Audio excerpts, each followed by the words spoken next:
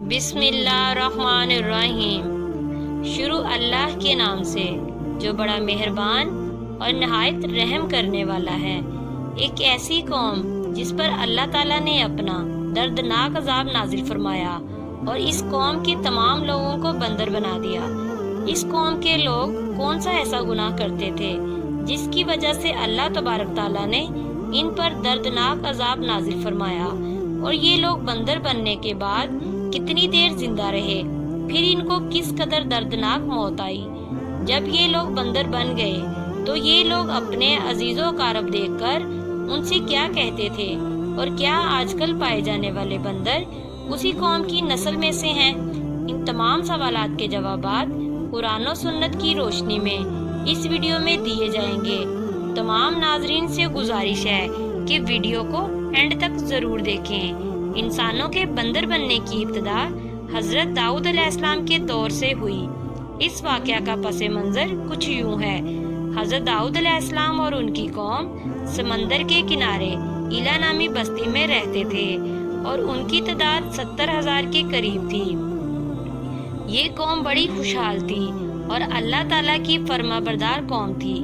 اس قوم کو اللہ تبارک تعالیٰ نے بے شمار نعمتوں سے نوازا تھا۔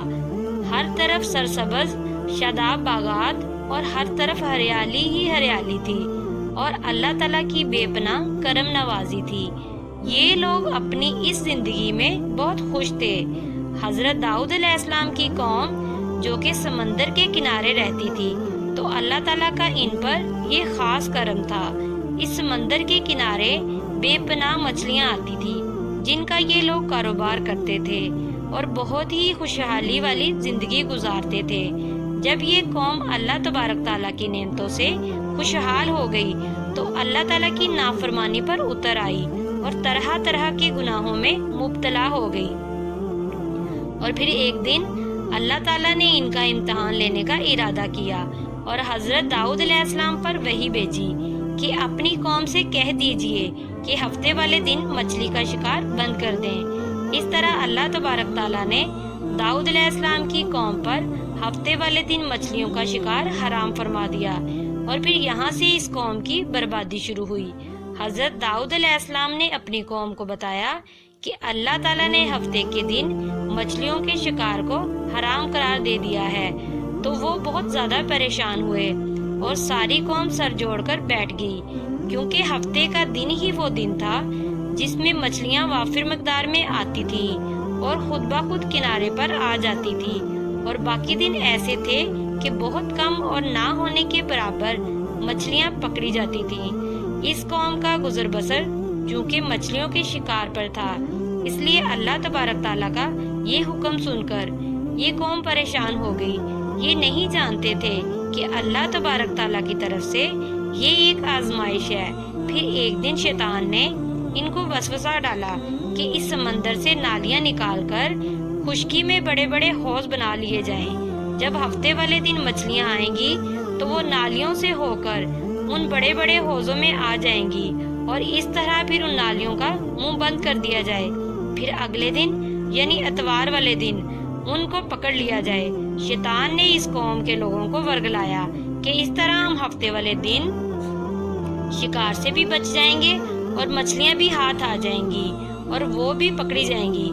کچھ لوگوں کو یہ ہیلا بازی اچھی لگی اور انہوں نے ایسا کرنا شروع کر دیا، اور سمندر سے چھوٹی چھوٹی نالیاں نکال کر بڑے بڑے حوضوں میں ڈال دی، جس کے ذریعے مچھلیاں وافر مقدار میں ان حوضوں میں داخل ہو جاتی۔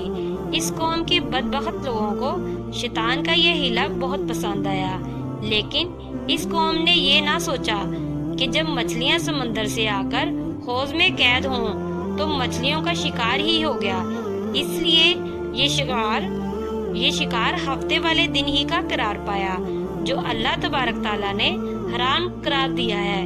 اس موقع پر یہودیوں کے 3 گروہ ہو گئے۔ کچھ لوگ ایسے تھے جو اس شیطانی ہیلے سے منع کرتے تھے اور ناراض و بیزار ہو کر شکار سے باز رہے، اور کچھ لوگ اس کام کو دل سے برا جان کر خاموش رہے، لیکن انہوں نے شکار نہ کیا اور دوسروں کو منع بھی نہ کیا۔ بلکہ یہ لوگ منع کرنے والوں کو بھی یہ کہتے تھے کہ تم لوگ ایسی قوم کو نصیحت کرتے ہو جنہیں اللہ تبارک تعالیٰ عنقریب ہلاک کرنے والا ہے، ان پر اپنا دردناک عذاب نازل فرمانے والا ہے۔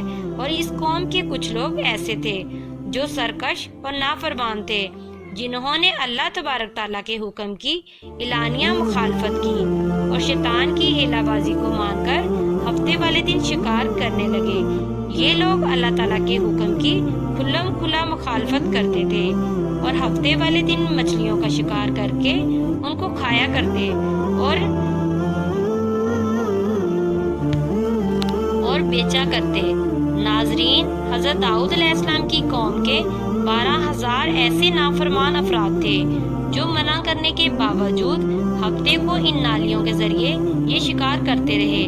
حضرت داؤد علیہ السلام نے ان 12,000 نافرمانوں کو اللہ تعالیٰ کے عذاب سے ڈرایا کہ وہ اللہ تعالیٰ کی اس نافرمانی سے باز آ جائیں، لیکن وہ باز نہ آئے اور کھلے عام شکار کرنے لگے۔ چنانچہ وہ لوگ جو اس بات کو برا جانتے تھے، ان لوگوں نے اپنے ان نافرمانوں کے درمیان ایک دیوار کھڑی کر دی، جس کے ایک طرف وہ 12,000 نافرمان رہتے تھے اور دوسری طرف وہ لوگ تھے جو شکار سے باز رہے۔ حضرت داؤد علیہ السلام نے اپنی قوم کے نافرمانوں کو بہرحال سمجھایا، لیکن یہ لوگ اپنی نافرمانی سے باز نہ آئے اور اسی طرح اللہ تعالیٰ کی نافرمانی کرتے رہے اور شکار کرتے رہے۔ پھر ایک دن حضرت داؤد علیہ السلام نے غضبناک ہو کر شکار کرنے والوں پر لعنت فرما دی۔ اس کا اثر یہ ہوا کہ ایک دن ان خطا کاروں میں سے کوئی بھی اپنے گھر سے باہر نہ نکلا۔ کچھ لوگ ان کی دیواروں پر چڑھ گئے تاکہ معلوم ہو سکے کہ وہ کس حال میں ہیں۔ جب ان لوگوں نے ان نافرمان لوگوں کو دیکھا تو وہ سب کے سب بندر کی صورت میں مسخ ہو چکے تھے۔ اللہ تعالیٰ نے ان کی نافرمانی کی وجہ سے ان پر اپنا دردناک عذاب نازل فرمایا اور ان کو انسانوں سے بندر بنا دیا۔ جب لوگ ان مجرموں کا دروازہ کھول کر ان میں داخل ہوئے تو بندر اپنے رشتہ داروں کو پہچانتے تھے اور ان کے پاس آ کر ان کے کپڑوں کو سونگھتے تھے اور زاروں قطار روتے تھے، لیکن وہ کچھ بول نہ سکتے تھے۔ اللہ تعالیٰ کے ان نافرمان بندر بن جانے والے لوگوں کی تعداد 12,000 تھی۔ ان 12,000 لوگوں نے اللہ تعالیٰ کی نافرمانی کی اور اللہ تعالیٰ نے ان کو بندر بنا دیا۔ اللہ تعالیٰ سورہ بقرہ میں ارشاد فرماتا ہے، اور بے شک ضرور تمہیں معلوم ہے تم میں سے وہ جنہوں نے سرکشی کی، تو ہم نے ان سے فرمایا کہ ہو جاؤ بندر دھتکارے ہوئے۔ اس طرح حضرت داؤد علیہ السلام کی قوم کے 12,000 نافرمان بندر بن گئے۔ یہ لوگ 3 دن تک زندہ رہے۔ یہ لوگ نہ کچھ کھا سکتے تھے اور نہ پی سکتے تھے، بلکہ یوں ہی بھوکے پیاسے سب کے سب ہلاک ہو گئے اور 3 دن کے اندر سب کے سب مارے گئے۔ اور یوں وہ لوگ جو ان نافرمانوں کو اللہ تعالیٰ کی نافرمانی سے منع کرتے تھے، اللہ تعالیٰ نے ان کو اس عذاب سے سلامت رکھا، اور وہ لوگ جو اس شکار کو برا جان کر خاموش رہتے تھے، اللہ تعالیٰ نے ان کو بھی اس عذاب سے محفوظ رکھا۔